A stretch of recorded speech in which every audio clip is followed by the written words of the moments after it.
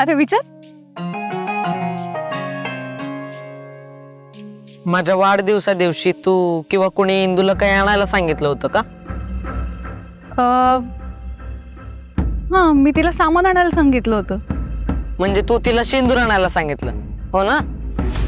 काय हे काय बोलतोयस तू? मी तिला गुळ आणायला सांगितला आणि तिने शेंदूर आणला. तू गोळ्या आणायला सांगितलं होतंस? तुला आठवत नाही का? 4 वाट्या शिरा खाल्लास ना तू. तू नाही शकुंतला काकूनी केला होता. आपण तो संपला मग मी परत केला ना. तुझी आई तुझ्याशी खोटं बोलेल असं वाटतंय का तुला? अगं मग इंदू गोळ्याऐवजी शेंदूर का आणेल मग? मला कशाला विचारते? तू तिला विचार. त्या पोरीचं लक्ष असतं का? गावभर उंडरत असते ती पोरगी नुसती. तिला मी म्हणलं गुळ आण, तिनं शेंदूर आणला. मी स्वतः त्या दुकानदाराकडे जाऊन परत करून आले.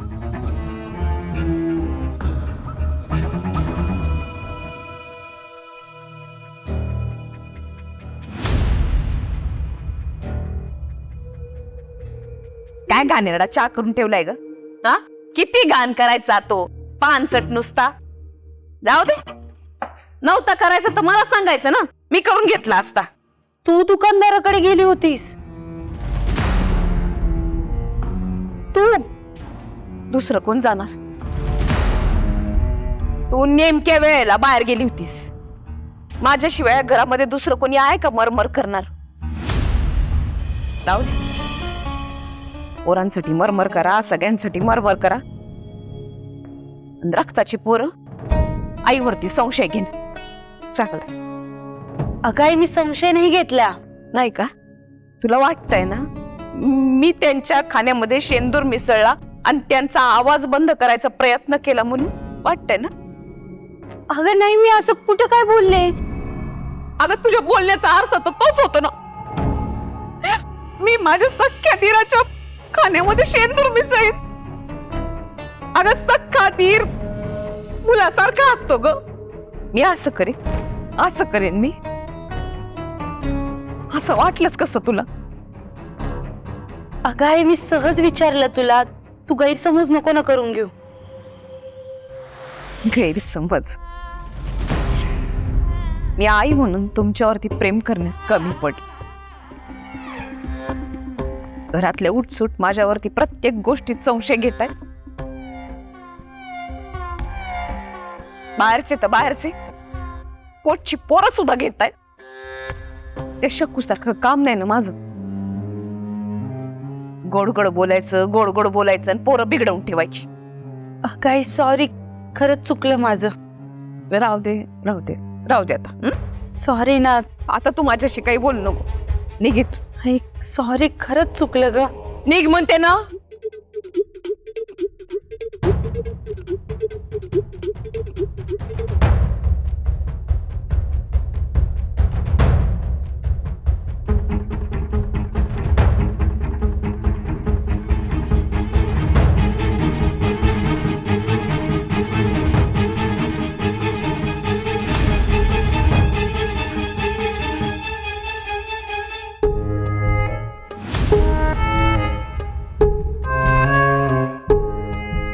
व्यंकू भाऊजी,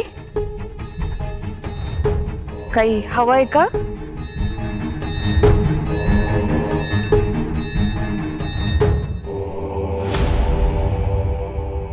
ते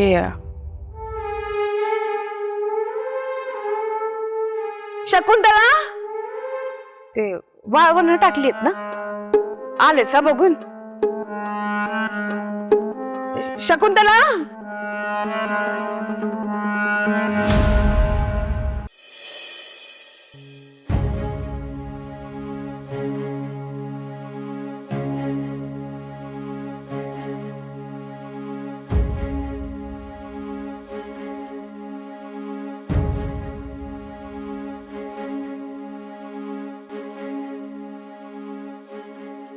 तुमच्याकडे असलेल्या 53 एकर 18 गुंठे जमिनीची एकमेव वारसदार आहे इंद्रायणी सोपान वाडीकर. सत्तेसाठी, अधिकारासाठी, गादीसाठी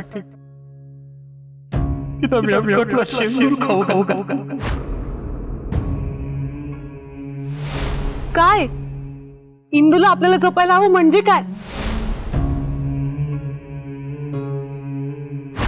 आम्हाला माहितीये तुम्हाला पोट तिडकीनं आम्हाला काहीतरी सांगायचंय, पण ते आमच्यापर्यंत पोहोचणारच गेले. ते म्हणतायत की आपण उद्या बोलू, बरोबर?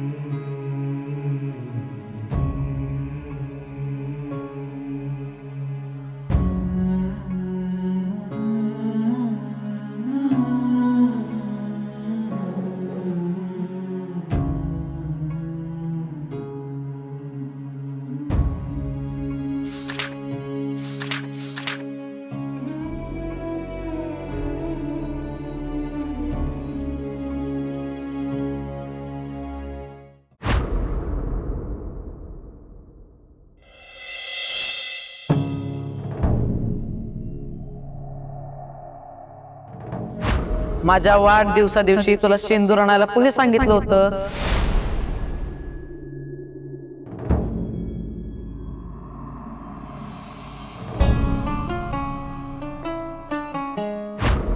आता कोणाशी काही बोलशील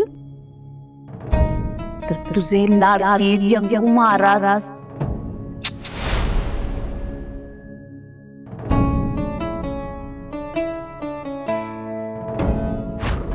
मला माहिती आहे तुझी स्मरणशक्ती लय भारी आहे. अगं दुनियावरच आठवतं तुला आणि हे बरं नाही आठवत. आता फक्त शेंदुरावर भागला, आवाजच गेला.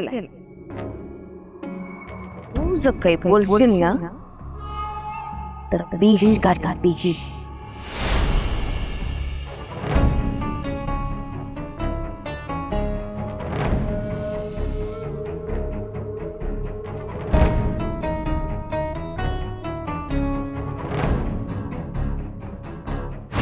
माझ्या बाबांच्या खाण्यात शेंद्रासारखं गोष्ट आली आणि त्यामुळे वाचा गेली ग माझ्या बाबांची.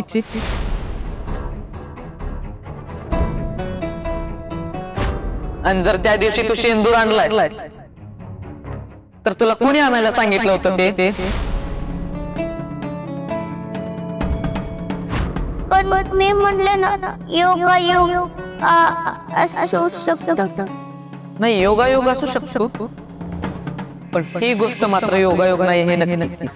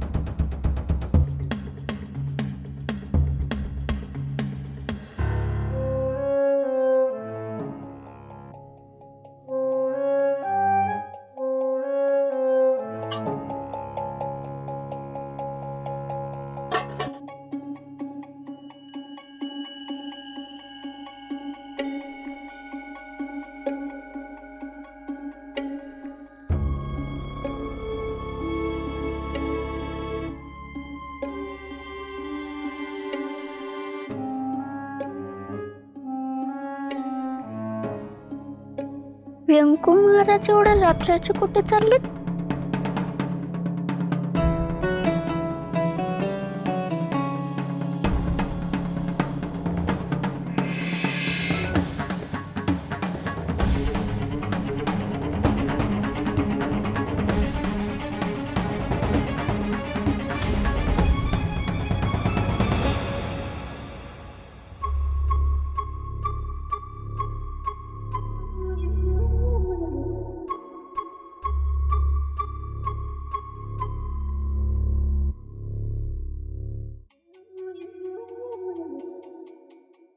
एवढ्या रात्री हे कुठे गेले असतील?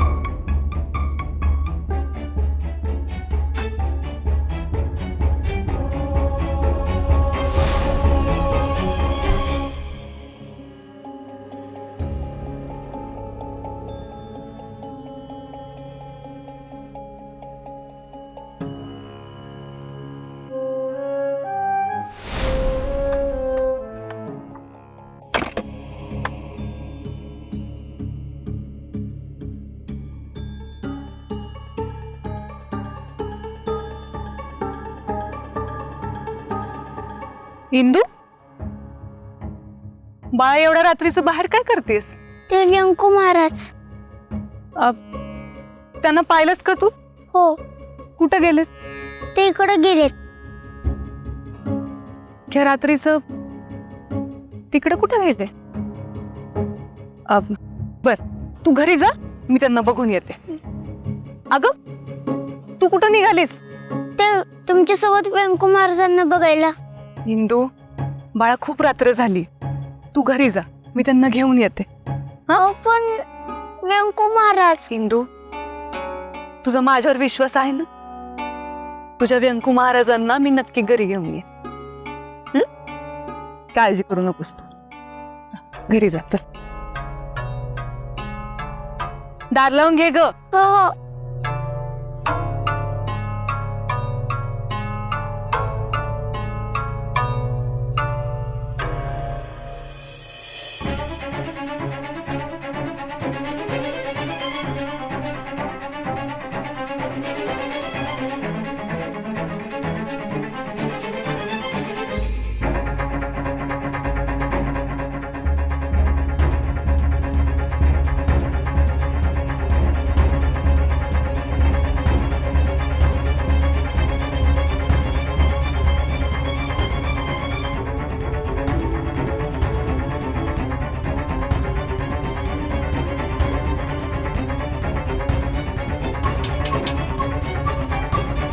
अरे व्यंकू महाराज, रामकृष्ण हरी. यायला इथं कस काय?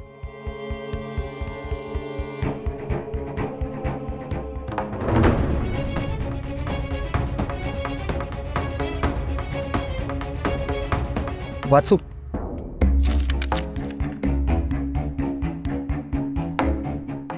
मी जेव्हा तुम्हाला सांगितलं की इंदूला माझ्याकडे घेऊन या, तर तो फक्त थोड्या वेळासाठी नाही, तर मला इंदू माझ्या नजरेसमोर आमच्या वाड्यात राहायला हवी आहे, कायमची.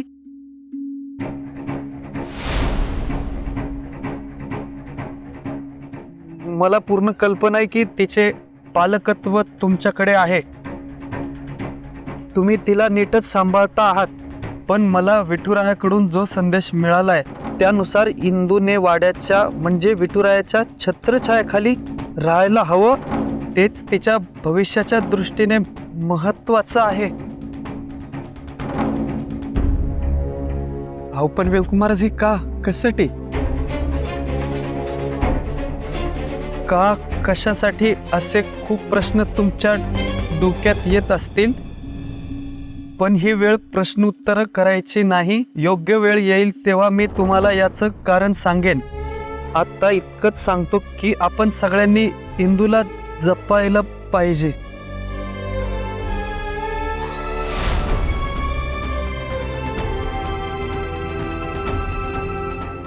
अरे देवा, व्यंकू महाराज, इंदूला कळतंय की तुमच्या मनातलं सगळं. त्या दिवशीच इंदूला हे सगळं कळलं होतं, मीच तिला येड्यात काढलं.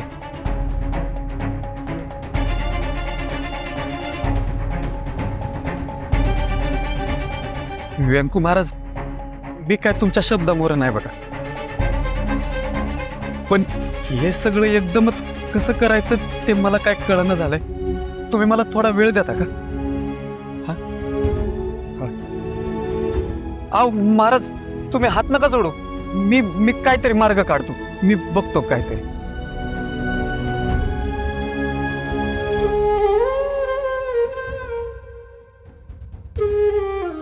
रामकृष्ण हरी.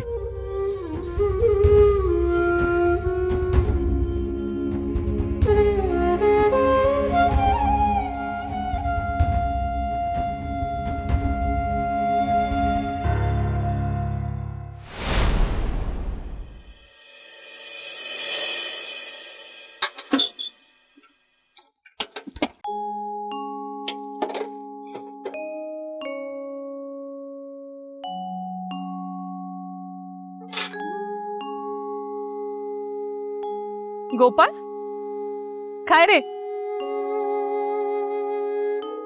मला काय विचारायचंय.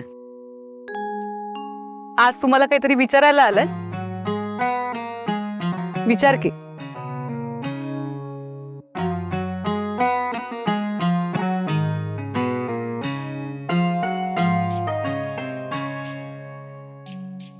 अरे विचार. माझ्या वाढदिवसा दिवशी तू किंवा कुणी इंदूला काही आणायला सांगितलं होतं का? हा, मी तिला सामान आणायला सांगितलं होतं. म्हणजे तू तिला शेंदूर आणायला सांगितलं, हो ना? काय? हे काय बोलतोयस तू? अरे मी तिला शेंदूर आणायला का सांगेन? मी तर तिला शिऱ्याचं सामान आणायला सांगितलं होतं. हा, मग शेंदूर आणायला कोणी सांगितलं? पण तू हे मला का विचारतोयस? तुझ्या मनात नक्की काय चाललंय? गोपाळ थांब. हे तू मला आई मानत नाहीस, मला मान्य आहे. पण मावशीच्या अधिकारानं आणि तुझ्यापेक्षा वयानं मोठी या अधिकारानं मला सांग, असा प्रश्न तू मला का विचारलास? अगं लय प्रश्न आहेत ग माझ्या डोक्यात, आणि या प्रश्नाचं जर मला उत्तर मिळालं ना तर सगळ्यात आधी येऊन मी तुला सांगेन की मी हे असं का विचारलं ते.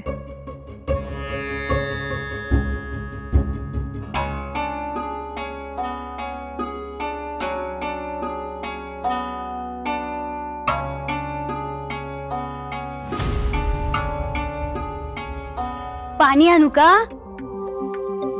काय?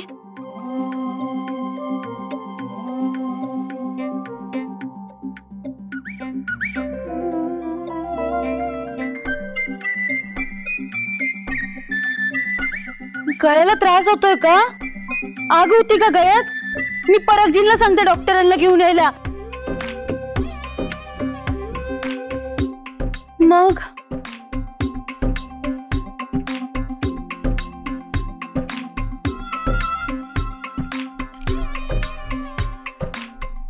काका तुम्ही काय बोलताय काहीच समजत नाही बघा मला.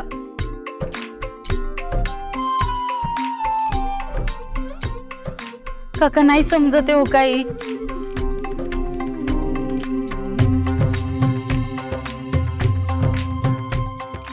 चिडू नका ना काका, खरंच समजे ना. अगं कोमट पाणी मागताय मध टाकून.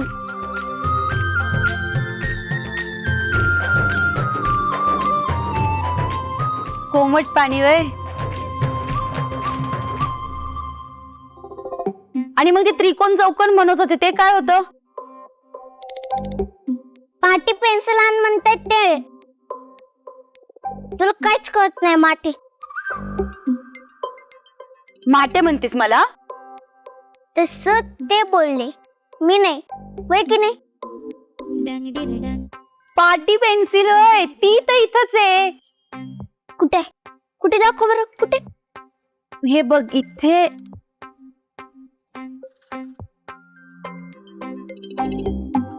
नाहीये की नाही? ते काकू मगाशी बाहेर घेऊन गेली वाटतं. तेच इथं नाहीये. येते घेऊन. काका काय बोलतो तुला सगळं समजतो, तू इथंच का नाही राहिला येत मग?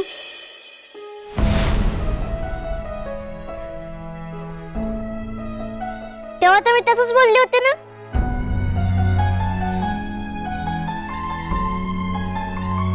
काय बोलले होते?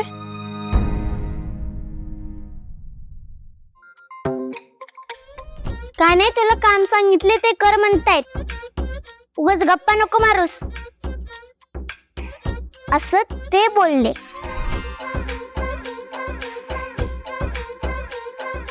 आले घेऊन पाणी. तू इथं कशी आली? आईला बाहेर गेलेलं बघून आली ना तू इथं? मी नाही घाबरत त्यांना. ते जात होत्या आणि मी येत होते. त्यांचं लक्षच नव्हतं माझ्याकडं. तू नाही घाबरत, तीच घाबरती तुला.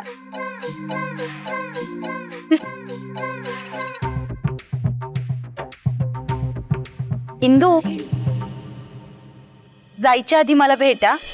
हो.